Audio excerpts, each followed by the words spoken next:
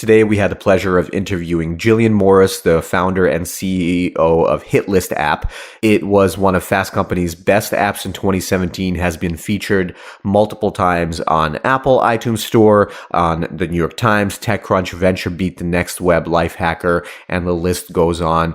Gillian tells this amazing story how she built this app from the ground up, which started off as essentially a newsletter for her friends where she would recommend deals for trips, and turned into an app that has, at least in 2017, was seeing 10,000 trips per month booked in over 183 countries. Gillian talks about her experience fundraising, her experience really starting this company from the ground up, and anyone that's interested in starting a business around travel should definitely check out this episode. And now here's our conversation with Gillian Morris.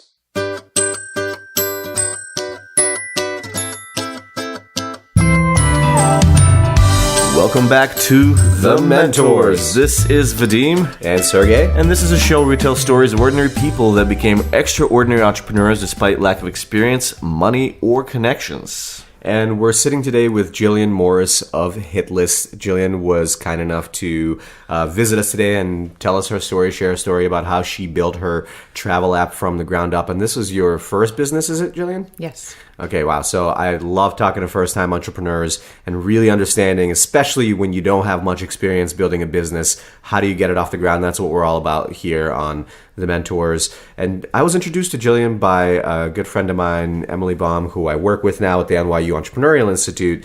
And Gillian, Emily was telling me a couple of days ago that, I don't know if she met you at this place or just like this is one place you guys hung out, but apparently you lived on a barge somewhere in San Francisco or outside of San Francisco. Tell me about that, because I don't think I've ever heard of anyone living in a barge. It was a car ferry, and It was a retired car ferry that used to run around Iceland, and I was not officially living there. No one officially lived there, but it was a place that we had a number of people who monitored it because insurance required that we had someone on the boat 24/7. So, occasionally that meant sleeping there as well.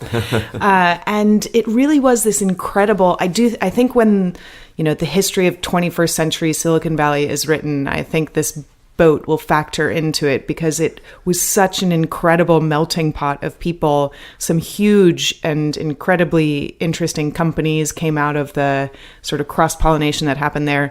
There were also a lot of great parties. Yeah, I'm assuming the parties was one of the draws, but is this something that's common in San Francisco, that somebody will convert some random space somewhere and then that'll turn it into like a community? I mean, do you know the history of how that the car ferry boat got started? I do know the history of that boat in particular well, but it's also not unusual at all. In San Francisco, I'd say there are more than 100 of these types of spaces, these community. A lot of them are converted warehouses. A lot of them are converted Victorian mansions. There's one of my favorite places, this place called the Embassy, which has spawned this whole network of embassies around the world. And they took this gorgeous 19th century mansion, 16 bedrooms, and now it houses, I think, 20 people, because in one of the rooms there's a bunk room. Mm-hmm. And it's also just this wonderful thing where you walk in and it's, upholstered walls and chandeliers and ornate furniture, and you're sort of not expecting it to be this dynamic hub of, sort of scrappy entrepreneurs. That's really cool. And I love it. When there's a lot of creative people in one space, you never know what's going to happen. And I think that's probably one of the things that drew you to San Francisco, and you stayed there for a while when you were building your business. So tell us a little bit about the history, because I think your background is somewhat non-traditional for a tech entrepreneur in San Francisco. So what led you to starting Hitlist then? I was actually living in Istanbul when I started Hitlist. So I moved to Istanbul after graduation and was living in Istanbul, based there, working all throughout the Middle East and Central Asia. And as you say, not in a traditional tech background at all. I was a journalist. I worked briefly for CNN, and then I became a consultant, and I worked on security projects for the most part in developing countries and conflict zones. And I would write these reports about, here's the likelihood that this is going to get blown up by terrorists or things like this. That's at an extreme. And I was doing that for many years, and it was a very interesting life. But ultimately, I felt like I was writing these reports. I didn't know whether anyone was actually using them for anything. A lot of the times it felt like this was a report that someone had to get written to get some grant or to check some box, but I didn't feel like I had any real impact. But I learned a ton. I like to think of it as my sort of master's degree that instead of paying for, I got paid very well for. And so I was in that position where I had some money saved up, and I was thinking, what do I actually want to do with the world? Which I realize is like a great privilege. Not everyone gets there. But I also think a lot of people get to that point and don't do anything with it. So I just started thinking, what are the problems I've seen? How can I address them? I always loved to travel, and I was always trying to get my friends to come and visit Istanbul on the side. And so I wrote this script that went on top of Kayak and did hundreds of searches every day. And every time I found good, cheap flights to Istanbul, I would send them to my friends. And so wait, were you a self-taught engineer as well, where you could write a script to do that, to crawl a website like that? Yes. Okay. Yeah. I learned using Code Academy, which is an online free tool. And also just by leaning on other developers, which was actually one of the big revelations for me when I started trying to learn how to code. And I talked to people about what I was doing. And the number of total strangers who are willing to sit down or either over the phone or respond to questions over email and walk me through coding problems was astonishing. I was like, why do these people have all this spare time, and why are they so generous? And I think that's actually just very common within the tech industry. People are excited when you're trying to build something, and they're happy to help. And most people just don't ask for help. And did you learn with the intention to actually build something, or where did the curiosity to learn how to code come from?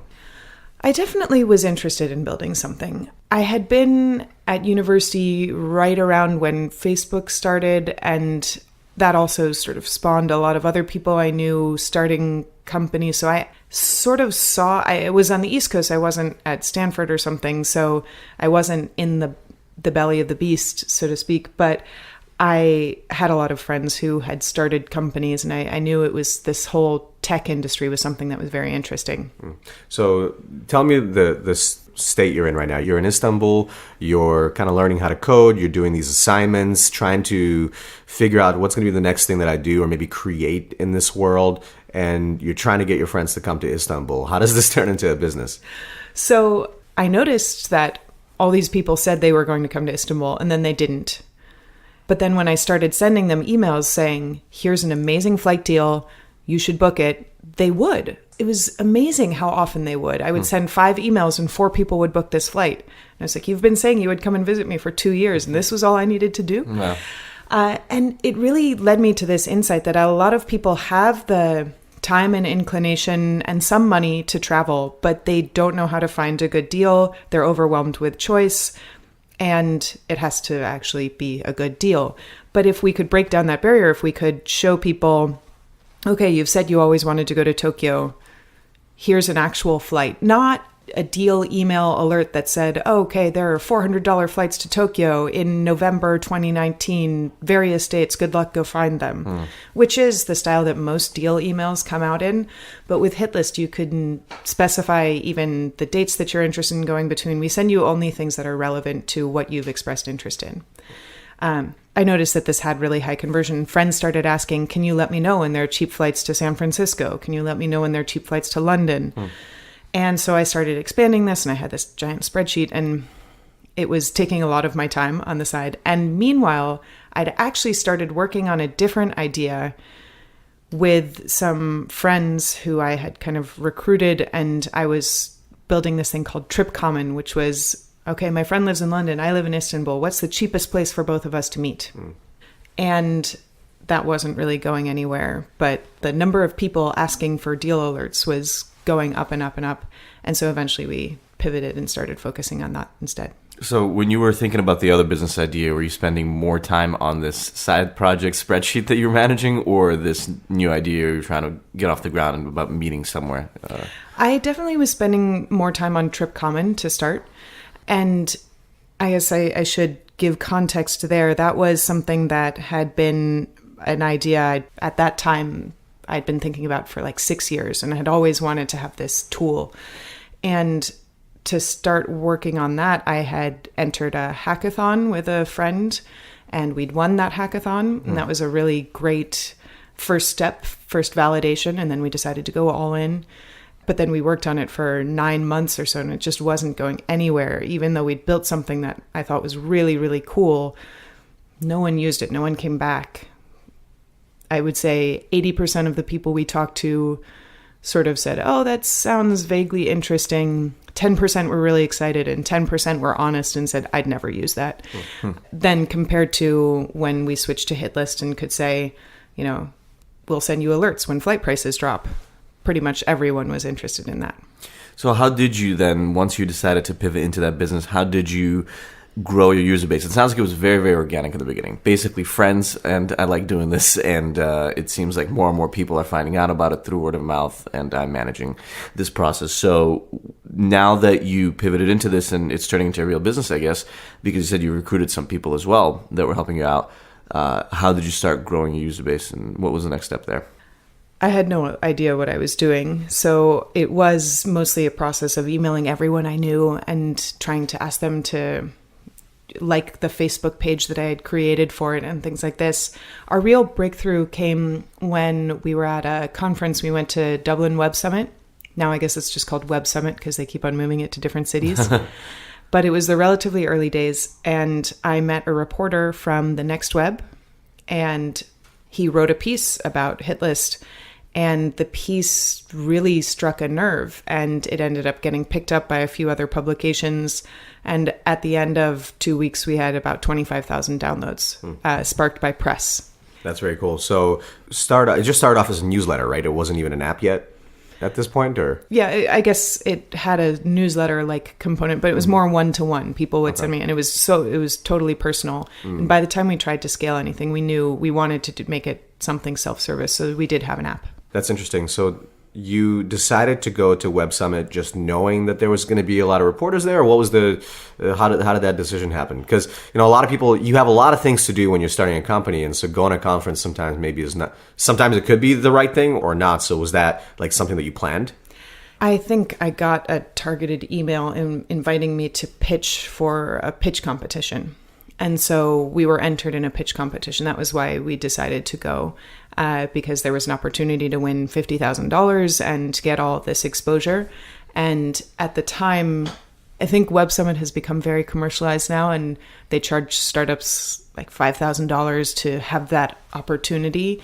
But at the time, it was something like $500. That seemed like a worthwhile reason to sort of go out and get out there. And we also hadn't officially launched in any way. Even at that time, I wasn't really aware of the concept of launching your app, but I did want it to get in front of a bigger platform, and I thought that would be a good way to do it.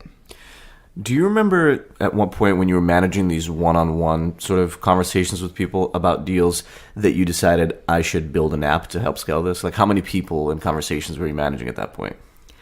I was probably talking to at least 50 plus people, and my two co-founders who I was working on this other project with, I remember at some point talking to them about this, and it was really one of my co-founders who was like, you idiot, why aren't we doing this?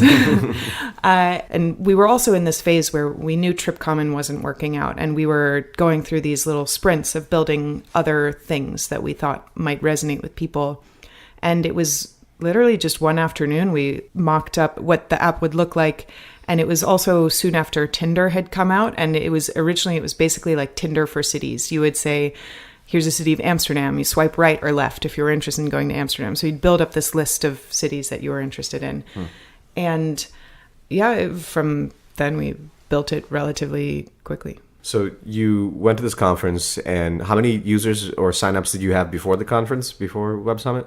Oh my gosh. like 100. Okay. So it was growing organically, but it was something you could very much so handle yourself, the interactions with 100 people. What happens when you get 25,000? What's the timeline there? You got back from the conference and, the article was written, or how long did it take for that to actually come out? The article was written at the conference. Okay. And then again, it sort of sparked this series of others. So the article was on the Next Web, and then Lifehacker picked it up, and then some random Greek blog picked it up, and it ended up, which clearly was a really impactful Greek blog. I can't speak Greek, so I was not exactly sure what it said, but that was like 10,000 users. It was very strange because of our initial user base. It was like overwhelmingly Greek. Thank you, Greece. Sorry, what was the... I'm wondering... it's overnight. You get all of these users. What do you do? I mean, did it crash your servers? What happened? It didn't, which is a huge testament to my co-founder who engineered something that was able to scale. But what we built was really rudimentary. You basically would go through the list of cities, say yes or no. You couldn't put in dates and parameters yet. And the whole premise of the app is that we send you alerts when these things happen. And we hadn't actually built the system to do that. We'd built the system to collect what your desires were, but we hadn't automated the alerts that we were sending out yet. So it was basically me sending manual alerts still, based off of our own sort of tech on the back end, filtering them out. But so we got down to work. We had a lot to build, but partially because I think we hadn't fully built out the product, and also because of how it was built, almost none of those users stuck around. So we had 25,000 people sign up, and 2 months later we had maybe 500 active users in the app. That's really interesting. And that's actually always a challenge. Part of the reason why, if you, let's say, talk to an investor, right, when you have a huge growth spurt in users, they want to see some time to actually figure out the engagement, because maybe it's just a fluke, or maybe you can't retain them, and then obviously leaky bucket, that's not really a product or business that you can invest in. But you at this point, what? Well, so actually, I had a quick question. You got all these users, and now we have to build a bunch of functionality. Did you know how to manage product at this point? Was it just you trusted your co-founder to figure out how to put together the roadmap and how to prioritize which features to build and stuff like that? We both were very much learning as we went along, and I was the de facto product manager, and he was the head of engineering. My self-taught engineering skills were very quickly surpassed. They were not going to be sufficient to this, but he had been an engineer for 15 years. And so, we were just learning as we went along. And there are a lot of great resources out there online. And we also leaned very heavily on our friends for judgment. But it was flying by the seat of our pants. And so how did you figure out which features to build when? Did you talk to users at that point? Yes. So talking to users is always important, but even more important, I would argue, is looking at the data, because especially when you're talking to users, especially when the users who actually respond to your emails are predominantly people you know already, it's hard for them to give candid feedback. And we also just found a few fairly understandable things. People talk about wanting to go to Bali, but they actually book trips to Miami, so the desires that they think that they have, the features they think they want, aren't necessarily the ones that are worth building, because they may or may not ever be used. So I had no conception of the idea of analytics, but very quickly we learned to go deep into our user funnel and figure out and just look at what people were actually touching within the app, what they were searching for, what they were converting on. And that was honestly a lot more instructive than the user interviews, because you saw what people were actually doing rather than what they thought they were going to do. So do you feel like what is the right amount of data to have? A problem with a lot of companies is you don't have enough users to know whether the data is meaningful. So did you have to wait for a certain amount of users to know, okay, this is what is resonating and we should do more of, and this is what we need less of? Yeah, absolutely. I think you put that well. You do need to have enough data to go on. Obviously, not everyone has that luxury, but we did have this influx of certainly a statistically significant amount of users, and we could see what got people to stick around. And also over time, you were able to see, okay, this is the thing that keeps people engaged in the short term. This is the thing that people will come back to a month later. One of the things that was one of the key features was the ability to see where your friends lived, because Facebook used to allow you to download all of someone's friends' locations. Unfortunately, for our user functionality, they changed that in 2015. So we lost that access. But we did see that was one of the things that got people to open up the app 3 months later, is because they were like, oh, I'm thinking of going to Paris. Who do I know who lives in Paris? Oh, wow. So even though you lost a bunch of the users that you were able to acquire in that with that press, or at least you were only able to retain maybe like 5 or 10% of them, or even less than that, were you able to get back those people? Like, did they leave their email address where you could still continue to market to them? Yeah, we also didn't ask for their email address early on, but then we started to. Actually, the very first version of the app, we required Facebook login, and people hated that, and it really tanked our user ratings. To have problems with the functionality of the app, they had problems with the fact that we required Facebook login. So we changed that very quickly and made login totally optional, but that also made it harder to follow up with people. At the end of the day, we wanted to get the friction to getting people in the app as low as possible. And so to this date, we don't require email address or anything like that. And obviously, if you have hundreds of thousands of emails from people signing up, that's great, but people don't open their email very often. We've never found that to be a super useful marketing tool. So you are making it more functional to now help people stick around and actually find utility in the application. But at this point, you have about 600 users, I would say, right after the couple months and a little attrition and people that haven't come back. And press seems to have worked. And also, obviously, some of the organic work that you were doing. Did you try to then replicate that in some way? Like, I guess we need to figure out how to get more press to grow our audience, or what was your idea around continuing to kind of grow this number? Because I'm assuming it's at a certain point, even though you were fortunate enough to have some runway and bootstrap, it sounds like, the business, you thought about fundraising as well, right? Absolutely. And we did fundraise at this point. So with the initial 25,000 users, I was not able to fundraise before that point. I think a lot of people, especially if you're in Silicon Valley, it's like, oh, if you have a good idea, of course you should be able to fundraise. I don't think that's true at all, no. Especially if you're someone with an unconventional background and who doesn't fit the natural demographics that a lot of people fund. And so I was initially bootstrapping, and then we raised money in the beginning of 2014. And we used that to completely rebuild the app and change the design of it. So we got rid of the swipe right, swipe left, and turned it into this infinite scroll that was much more engaging, and made a bunch of other changes to how people interacted within the app. And those were informed a little bit by user interviews and data, but it was also very much just intuitive design, taking a chance and trying to build something that we thought would be more engaging. And so we re-released the app, and we contacted a bunch of press. We had been contacting press and trying to get more articles written all the time. And it turns out that people don't really want to write about your app in the absence of any significant news. But I do think there are two important points where you can always get coverage, and that is initial launch, obviously when you're announcing it, and then coming out of beta, which is sort of like a second launch. And then after that, if you have a really significant feature, and people might want to write about that. But the first two are pretty guaranteed. So we ended up contacting TechCrunch, and someone wrote a feature on coming out of beta.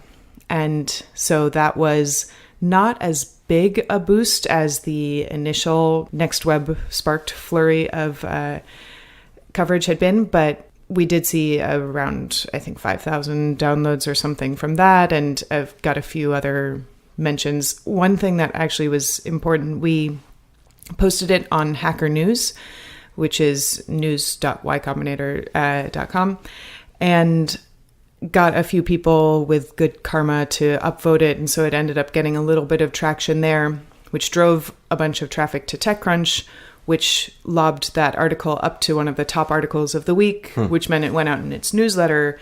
So 5 days later, when that weekly newsletter went out, we got like another 5,000 people. Oh, wow. Okay, so that sounds like press started to work a little bit once you had more of a strategy around it and actually some news around it. But, the time between that first press article and second one, there was a lot of building and I'm sure resources that you had to use. So tell us about that fundraising experience then, because you were, based on my information, able to attract people like the chairman of Orbitz and the founder of JetBlue as your investors. So clearly you were successful at it. How did you go about it? Like everything else, completely from a space of ignorance and bumbling into things, but the things that worked. I always say the best introductions to investors come from other founders that the investors have invested in. That's number one. Number two is other investors who have invested in you, which I think is counterintuitive. A lot of people think that investors are going to be able to recruit other investors very well, but I haven't found that to work very well. But if you have a founder who's making an investor money, that's the best recommendation you can get. And then from, acquaintances of investors and then, on down the rest of the chain. So I built up a list of investors I wanted to target through AngelList and my own research. There was a really great blog post written by a guy named Dave Ambrose of Investors Who Don't Hate Travel, which is important because most investors really hate travel. Why is that? It is, I would say, actually Gary Tan, who was a Y Combinator partner now at Initialized Capital, he wrote a really great blog post called The Most Common Bad Startup Idea, and it's a travel planning app. Turns out that there's a very high overlap between adventurous entrepreneurial people and adventurous travelers. And so there are a lot of people who are frustrated by the travel experience, decide they're going to build something, and they build something for this tiny niche, not realizing that 99% of the traveling population is nothing like them. And so there are just so many every day I get introduced to people who are starting travel companies by well-meaning friends who are like, oh, my friend's starting a travel company. Surely you have an hour to have coffee with him, which is not true. And so I think it's just a very, very common startup idea that people go into from a place of loving travel rather than having any real business insight and something that's going to change the way that people travel. And then they build stuff for people like them instead of for the actual market. And most investors get excited about a travel thing early on in their investing career and get totally burned and then never want to invest in travel again. But you made a list targeting people that you thought are going to be travel friendly at this point. Yes. Yeah. And again, built largely off of this list that this guy, Dave Ambrose, who was an entrepreneur at the time, he's an investor now, had built. And then AngelList and reading and just looking at who had invested in other travel startups using Crunchbase. Yeah, all of these tools out there are pretty useful and asking around.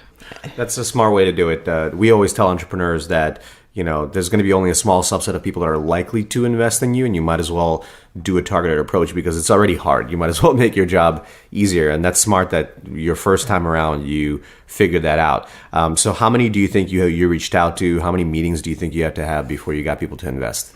I know all of these statistics because I keep rather obsessive track of them. I haven't actively fundraised in a couple years, but I've talked to 325 investors in like sit down proper meetings.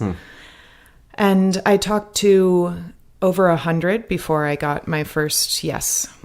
This concludes part 1 of our conversation with Gillian Morris. Yes, we did leave you on a cliffhanger, just like a good Netflix show should. Yeah, I mean, hey, maybe we'll be on Netflix pretty quick here. Who knows? Yeah, Netflix is getting into audio. I don't know if you guys heard. It's not. I just made that up. But hey, they are actually. Oh, they are? Well, I'm not sure. Yeah. But listen, part 2 is going to be really interesting. We're going to release that next Wednesday, and that's where Gillian is going to talk about her experience fundraising, how she was able to successfully do so, and how she ended up growing the company from there. Can I just say Gillian is super nice. She came in, first of all, her voice is incredibly soothing. I really enjoyed listening to the first part of this episode. I'm going to be listening to the second part tomorrow. But she also brought raspberries. Or was it blackberries? Black raspberries, just raspberries. to bring something, which just shows Yeah. somebody that's so polite was raised well. I don't think anyone else has brought us any gifts. No, not true. Coffee Project Oh, ladies true. brought us coffee. Actually, Wandering Bear brought us Wandering Bear coffee. brought us coffee. Soaply brought us soap. Yeah, Supply. Yeah, she did bring us Supply. soap. So we got a bunch of free stuff We do. because of this gig. So, hey, listen here. If you have a great company, like maybe a drone company or, I don't know, a flying motorcycle company, and you want to give us a free flying motorcycle, Yeah, or Porsche Carrera 4S company. get on that. Get your PR people to fine. reach out to our PR people. Just kidding. They can just email us. We'll talk. And we'll get you on the show. But hey, stay tuned for next week's episode with part 2 with our conversation with Gillian Morris.